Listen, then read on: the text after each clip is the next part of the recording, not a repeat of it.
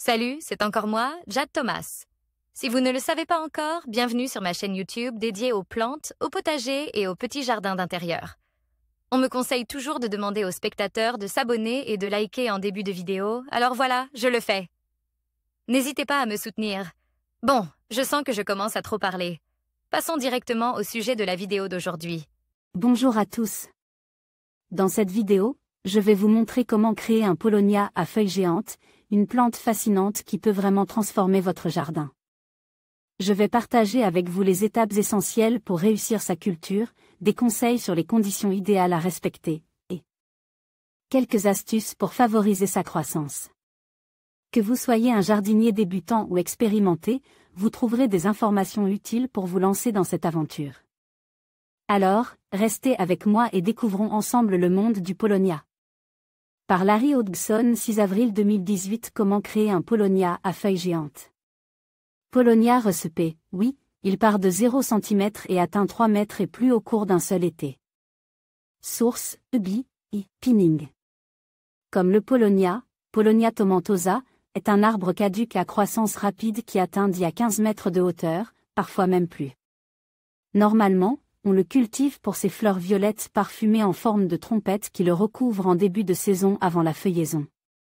Sous des conditions appropriées, c'est un arbre d'ombrage ramifié et très présentable, bien que sa tendance à s'autossemer trop abondamment ait quelque peu terni sa réputation et qu'il soit considéré comme étant envahissant dans certaines régions. Notez qu'il existe des variétés stériles, généralement des hybrides de P. tomentosa et de P. fortunei, qui peuvent être utilisés là où son potentiel d'envahissement est une préoccupation. Un Paulownia en fleurs, dans les zones 7 ou plus. Source, Trees of Santa Cruz County. Blogspo.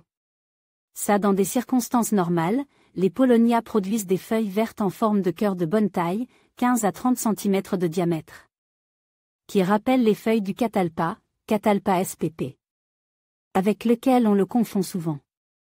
Cependant, si le tronc est coupe au sol, coupe en taillis, la plante repoussera l'année suivante avec de multiples tiges épaisses.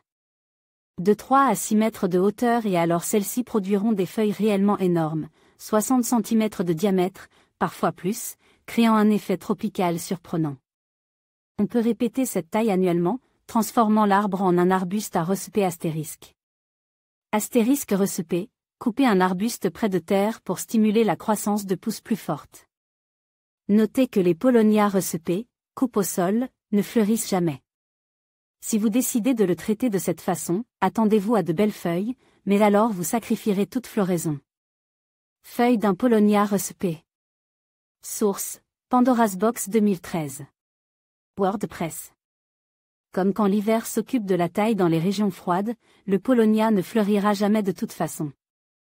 Les bourgeons floraux, présents sur les branches pendant l'hiver, gèlent à -18°C et même les branches meurent à -23°C. Malgré cela, on peut facilement le cultiver en région assez froide. C'est que les racines du Paulownia sont beaucoup plus résistantes au froid que son tronc. On ne peut l'accorder au Paulownia arbre qu'une zone 7, alors que les racines survivent sans difficulté en zone 4, même en zone 3 avec un bon paillage.